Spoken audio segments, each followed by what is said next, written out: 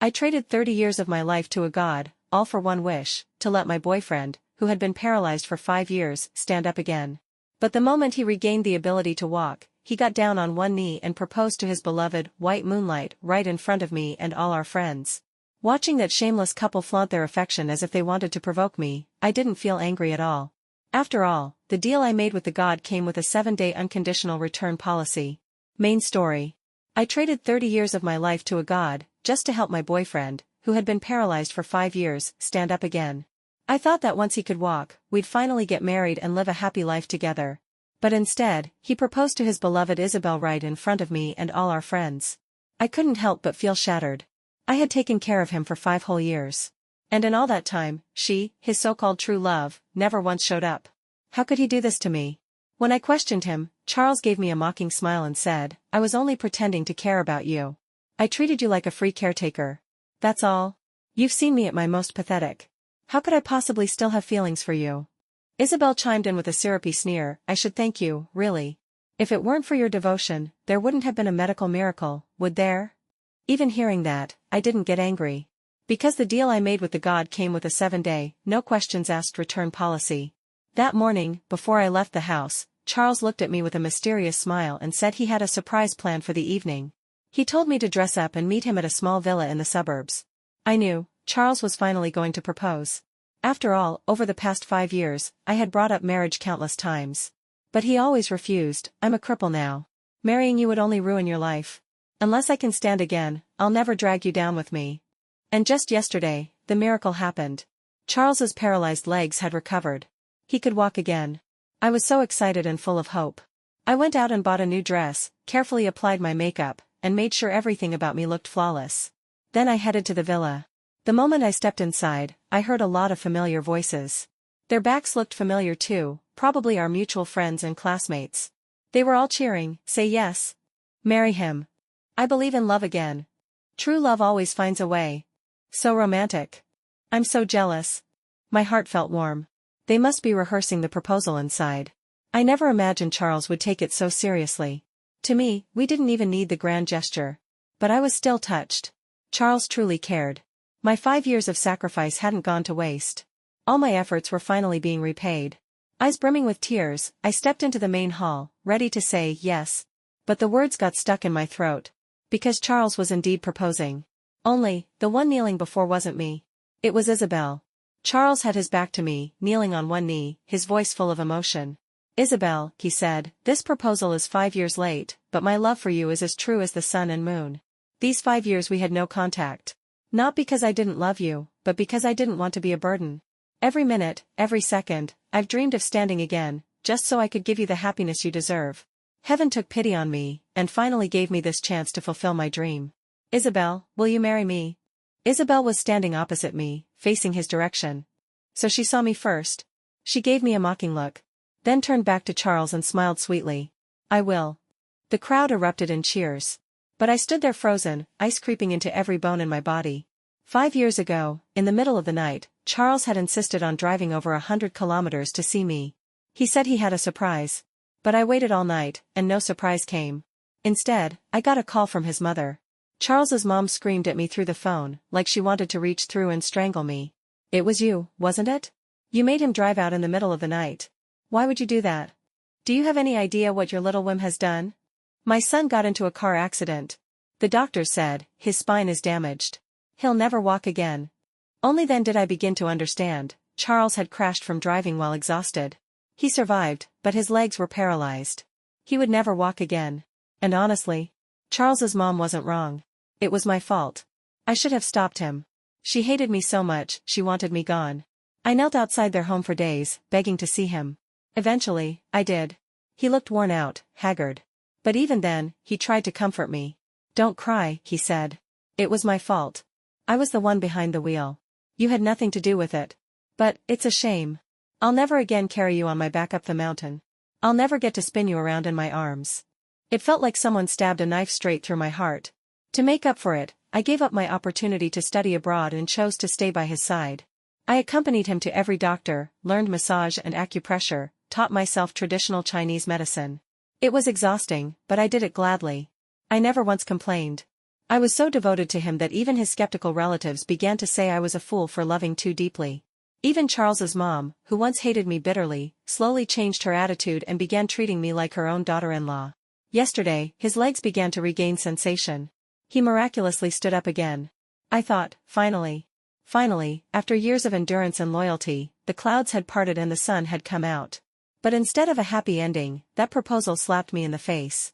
If Charles loved Isabel so much, then what were my last 5 years? Just a joke? I tried hard to steady myself. Took several deep breaths in a row. But no matter what I did, I couldn't suppress the fire raging in my chest. Without thinking, I stormed forward and locked my eyes on Charles. This is the surprise you promised me. Only then did Charles finally realize I had witnessed the entire proposal from the side. But he didn't look the least bit guilty. He even chuckled coldly. Isn't it a surprise? He said. Look at you, you're shocked, aren't you? My marriage to Isabel, in my opinion, is a great surprise. Isn't that right, everyone? Laughter rippled through the villa. Several people chimed in, that's right. I ignored the crowd and stared only at Charles. I took care of you for 5 years, I said, my voice trembling. 5 whole years. Every time I heard about a doctor, no matter how far, I took you there. I studied nutrition, traditional massage, acupressure, all for you. I gave up school, gave up my life. I barely stepped outside the house. I haven't even had a full night's sleep in years. And you? You told me, once you could walk again, you'd marry me. So why did you lie? Why would you treat me like this? I fought to keep my tears from falling, but the pain of those 5 years broke through. My voice grew hoarse and shaky. Even the friends who had been laughing moments ago went silent, awkwardly looking away. Charles frowned slightly, but he still found it amusing. You actually believed that? He scoffed. You think I would have said I'd marry you or loved you if I didn't need something? Come on. If I hadn't said that, would you have stayed? Would you have devoted yourself to looking after me like that? Think about it. You saw me at my worst, paralyzed, humiliated, dependent. And you? You walked around smelling like disinfectant and bedpans. You think I could stand to look at you? Marry you? Don't make me laugh. It was the same face. Just 2 days ago, he was thanking me for everything. Telling me he was lucky to have met me. Calling me the greatest gift heaven had ever given him. And now, those same lips were spitting poison. Seeing my stunned expression, Charles became even more smug. Of course, he said. Your existence only reminds me how miserable those 5 years were. To be honest, this breakup and proposal? They should have happened 5 years ago.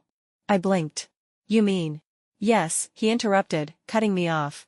The night I drove out to see you, it wasn't to surprise you. It was because I had finally figured out my heart. I realized I loved Isabel. She's a kind, decent girl. She didn't want to come between us, so I rushed over that night to break up with you in person. I stood frozen. Then why didn't you just say that in the morning? Why pretend you had a surprise for me? At this, Charles showed a rare flash of guilt. I was going to tell you directly, he said. But Isabel was right. You loved me too deeply.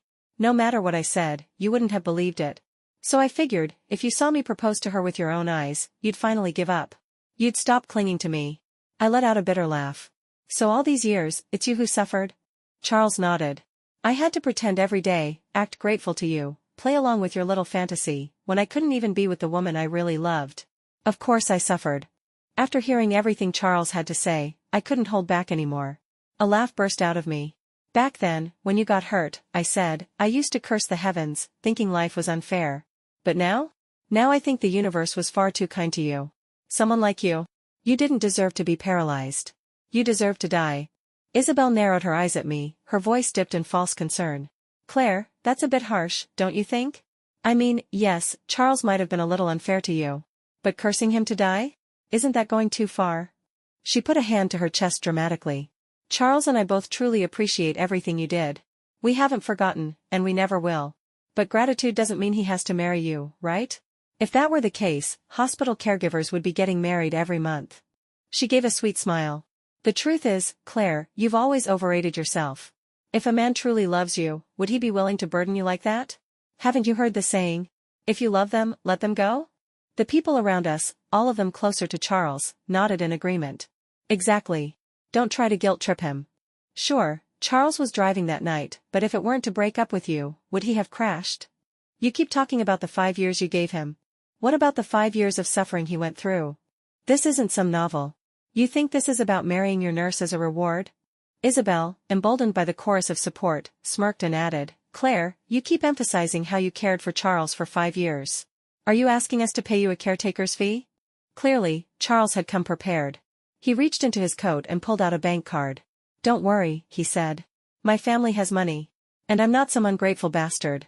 Let's say you worked for 5 years. 3,000 a month. That's 180,000 total. I'll give you 200,000. Take it as a final thank you for your service. From now on, you go your way, I go mine. We owe each other nothing. To really drive the point home, Charles didn't even hand me the card himself. He passed it to Isabel, who held it out to me with a smile. But you weren't doing this for the money, were you, Claire? You won't actually take this, right? And even though I had once given those years willingly, things had now come to this. I wasn't about to walk away empty-handed. So I snatched the card from her hand, smiling faintly as I said, sure. That, of course, sparked another wave of whispers. She only cared about the money. Good thing Charles didn't end up with her. God must have been watching out for him. Charles sneered loudly. Yeah. If not for that miracle, I'd have been stuck with her forever. Just thinking about it makes me want to scream. I didn't stop walking. Not until I got into my car. And then? I laughed. Because Charles didn't know. His miracle hadn't come from medicine. It came from a God. For the past few years, I had prayed every day for Charles to stand again. 2 nights ago, I dreamed of a God. He said if I was willing to give up 30 years of my life, he'd grant my wish. I didn't hesitate. I signed the deal. The contract became a glowing red thread. And wrapped itself around my wrist. Once the exchange was complete, the thread would vanish. And the deal would be done. I thought it was just a dream. But the next morning, Charles stood up. I wasn't afraid. I didn't regret it. I just thought. With the time I had left, I'd stay by Charles's side and live what little life remained. But I never expected that my love meant so little to him. That thought made my chest ache. I reached into the glove box, took out a small pair of scissors, and calmly cut the red thread tied around my wrist. Charles and Isabel, caught up in their whirlwind romance, registered their marriage the very next day after the proposal. Not that I cared much. It was just that Isabel happened to be a minor internet celebrity, and we were former classmates, so the algorithm kept shoving their updates in my face. Their wedding made it into local entertainment news. Maybe to ride the wave and book more endorsements, they bought their way into several online media outlets. In their official press release, Charles's paralysis wasn't caused by fatigue driving. No. He had gotten into a car crash while protecting Isabel. That's what supposedly caused his spinal injury. And for the past 5 years, they claimed Isabel never gave up on him. She had cared for him tirelessly, helping him recover, massaging him, nursing him back to health. So the first thing Charles did after miraculously standing again, according to them, was to propose to his unwavering angel, Isabel. And me? I was just a stranger. I wasn't mentioned in a single article. The story went viral online. A popular relationship talk show even invited the newlyweds to appear live. I calculated the timing. It had been about a week since Charles miraculously recovered. Perfect time to check if the miracle held. So I tuned in. On screen, Charles dabbed at his eyes with a tissue. They say real men don't cry, he choked. But if you were me, if you had such a wonderful woman, and had witnessed a miracle like this, you'd cry too. Isabel gently shook her head, her tone soft and selfless. This is just what I should do, she said. Not just for 5 years.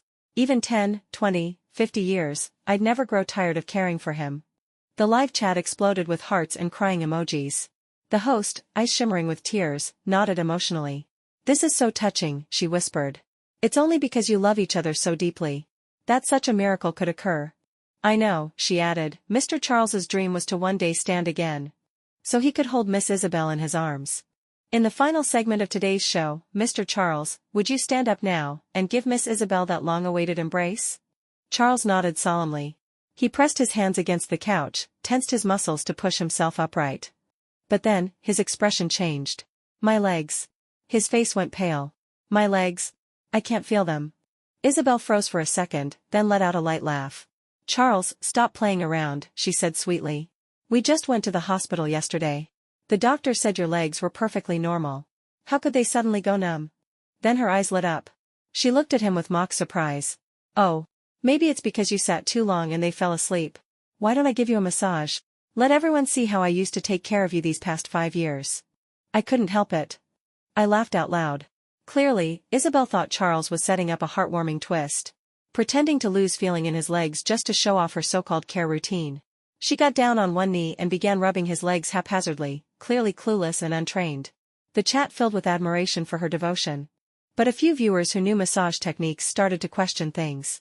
Didn't she say she studied massage? That doesn't look like any trained method. She's just putting on a show. Fake caretaker vibes. The host noticed the shift in comments. She quickly showered them with praise again to steer the narrative back, gently prompting Charles, "How does it feel?" Charles, however, was clearly agitated. He had no patience left. "Shut up," he suddenly shouted. "Shut up? Don't you understand plain English? I said I can't feel my legs. I can't feel anything." He shoved Isabel aside. "Get your claws off me. Where's my phone? Where's my phone? I need to call Claire. She'll know what's going on. Hurry." The entire live stream descended into chaos. The host had never encountered a situation like this, and had no choice but to abruptly cut the feed. The moment the live stream ended, my phone started ringing. I let it ring until the third call came in. Then I calmly answered. Charles's voice was frantic, clearly forgetting how, just days ago, he had told me we should never speak again. "Why weren't you answering?" he demanded. Before I could respond, he snapped, "Forget it, I don't have time for your excuses.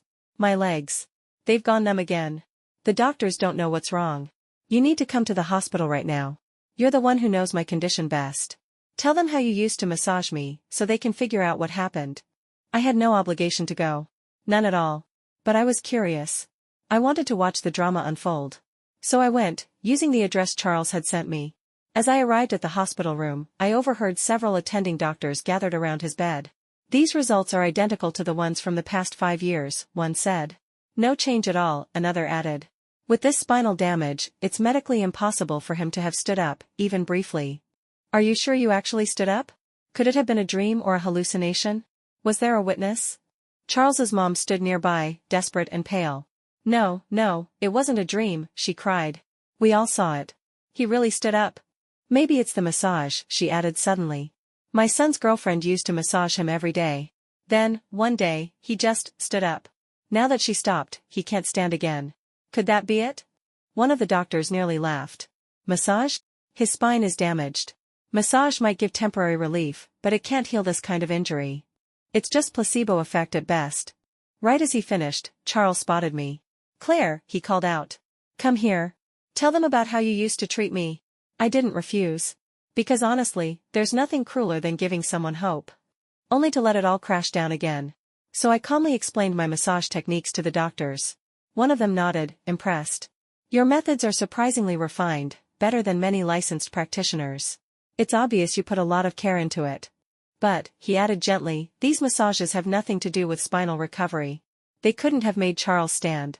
Charles's face went ghost white. "Then how did I stand up?" he asked, voice shaking. "What do I need to do to stand up again?" The doctor shook his head. "I don't know how it happened. But I can tell you this, with your current condition, you will never walk again." Charles's mom stumbled backward, then ran after the doctor, calling out in panic. Charles slumped in silence, devastated. After a long pause, he looked at me. "You must be feeling pretty smug right now. I can't walk anymore. Guess that means you'll be taking care of me again.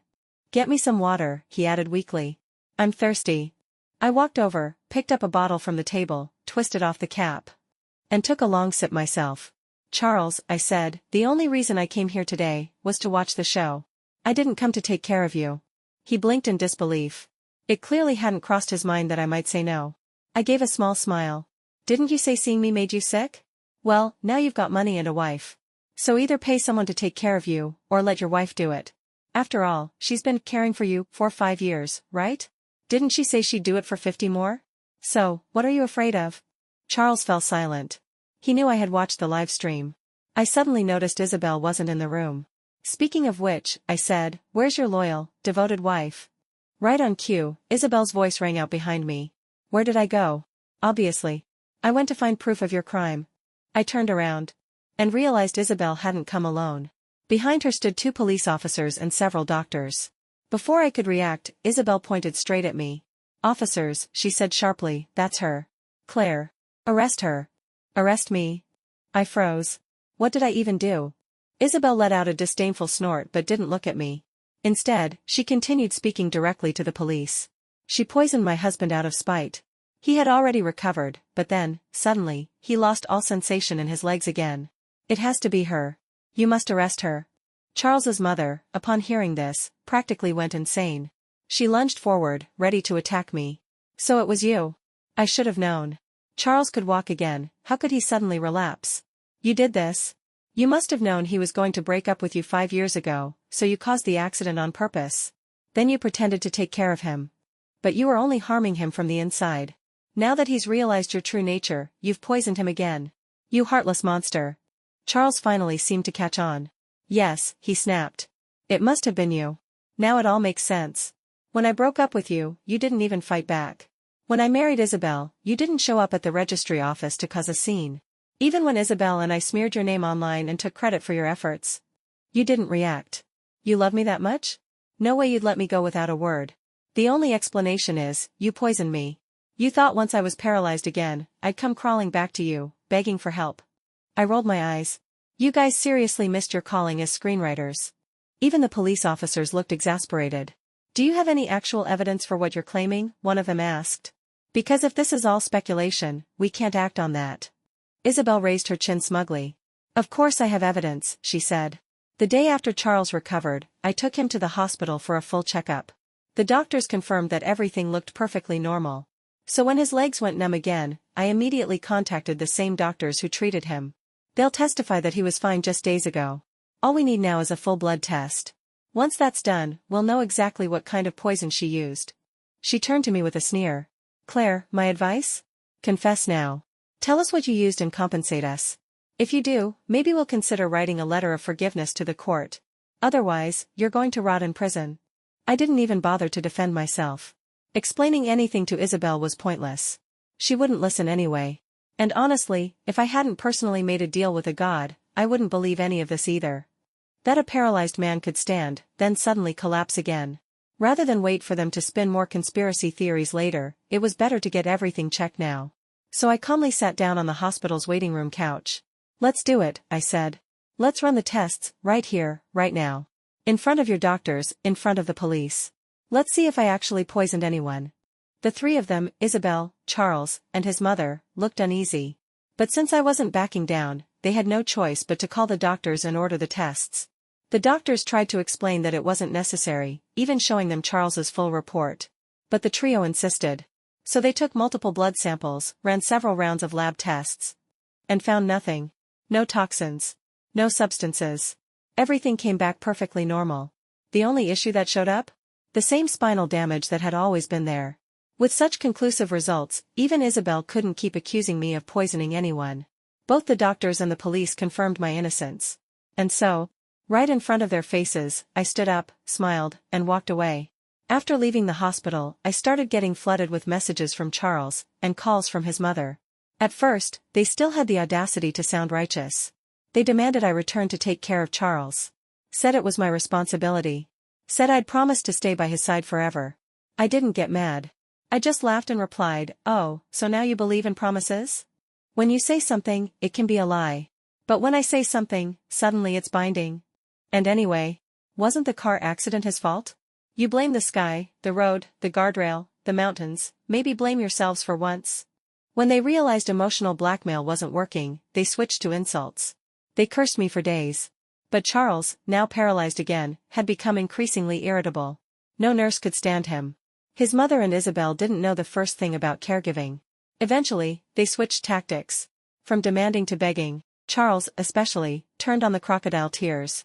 His voice messages were enough to make a stranger weep. Claire, I knew this would happen. I always knew I'd be paralyzed again. That's why the proposal was just an act. Please come back. Let me explain everything. If you saw the state I'm in now, you'd feel so sorry for me. Isabel and my mom can't take care of me. The nurses treat me like garbage. Blah, blah, blah. But no matter how much they pleaded, I never went back to the hospital. Because I had other things to do. 5 years ago, I received an acceptance letter from a prestigious art university abroad. But I gave it up. All because of Charles. After he proposed to Isabel, I reached out to the university again. Though the full scholarship offer had expired, with the $200,000 Charles gave me, I could still afford to go. I packed my bags, finalized my documents, and prepared to leave the country. But just as I stepped out of my apartment building, I saw Charles's car parked right at the gate. As soon as I stepped out of the building, Charles's mother rushed over to block my path. Claire, she said eagerly, I've been waiting for you. All those things I said before. I didn't mean to blame you. I was just too anxious. Don't take it to heart, okay? The truth is, you were always my favorite. Even though you and Charles never got married, in my heart, you've always been my daughter-in-law. Like a daughter to me. Charles hasn't been eating or sleeping. He just wants to see you. Please, just go see him. One last time. She pulled me toward the car, where Charles sat in the back seat. Though it had only been a month, he looked like he'd lost 10 kilos. His cheeks were sunken, his eyes hollow. Clearly, he hadn't been sleeping. The moment he saw me, tears began to fall. Claire, he choked, you're so heartless. Just because I said a few harsh words. You're really going to abandon me? Honestly, I found it laughable. Charles, I said, you already married a wonderful woman like Isabel. Why come crawling back to a toxic person like me? Or did you forget? Didn't the sight of me make you sick? Charles's face twisted in embarrassment, but the pain of being neglected was even worse. So he forced a sheepish smile. Claire, please don't misunderstand. After everything that's happened, I've finally seen the truth. Isabel isn't who I thought she was. The moment we confirmed I couldn't walk again, she packed up and left. She didn't even say goodbye. Just left a divorce agreement behind. And now, on top of leaving, she wants half of my money. I was such a fool. I found it both amusing and tedious. Charles, I said with a tired smile, I'm glad to hear your sob story. But I don't really have the time for it. So just tell me one thing, what does any of this have to do with me? Charles looked completely dumbfounded. Claire, he said, can't you see? I'm here to get back together with you. I'm divorcing Isabel. I want to be with you again. You're the one I want to spend the rest of my life with. His mother quickly pulled something out from her pocket. A ring. Even at a glance, I recognized it. It was the same ring Charles had used to propose to Isabel. Charles held it out, tears welling in his eyes. Claire, he said, I know I'm not perfect. But nobody is. We all make mistakes. After everything that's happened, I finally understand where my heart truly lies. You're my home. You always have been. Please, marry me. From now on, I'll love only you. I'll be faithful. I'll cherish you. The truth? I had waited years for this proposal. For 5 years, I had dreamed of this exact moment. Back then, I would have said yes without hesitation. But now that it was real, it made me sick. I scoffed coldly. Do I look like a garbage dump to you? When you could walk, you ran off to chase true love. Now that you're paralyzed and abandoned, you come looking for your free caretaker again. How convenient. Charles clearly hadn't expected rejection. He knew how deeply I once loved him. Better than anyone. But now wasn't the time to lash out. He forced another smile. Claire, you're misunderstanding. I don't want you to take care of me. I believe your love is what made my legs recover. It must have been your devotion that caused that miracle. So if we get back together, maybe, the miracle will happen again. I burst out laughing. Charles, that's the most absurd thing I've ever heard. But ironically, you're absolutely right. Charles blinked, confused. What? I figured it was finally time to tell him the truth. So I smiled. Your legs never should have recovered. Medically, scientifically, there's no explanation. The reason you could stand at all was because I traded 30 years of my life for it. Though my words sounded unbelievable, Charles and his mother were stunned into silence. And then, they believed me. They must have already confirmed there was no medical explanation. They knew the recovery made no logical sense. Now that it was gone, my story gave them the answer they were desperate for. Charles's eyes lit up. I knew it. I knew it was you, Claire. This is perfect. Please, do it again. Use your life to help me one more time. I promise, I won't go back to Isabel. I'll love only you. His mother nodded fervently. She's right, Claire. Sure, 30 years is a long time. But what's the point of living to old age? Wouldn't it be better to die in your prime, when you're still beautiful and unforgettable? That way, Charles will remember you forever. Death isn't the end. Being forgotten is. We'll never forget you. Now go on, make the exchange. I wasn't surprised at all. Honestly, I had expected this reaction. Charles, I said softly, even if it were just 30 seconds of my life, I wouldn't trade them for you. I already wasted 5 years on you. There's no way I'd give you 30 more.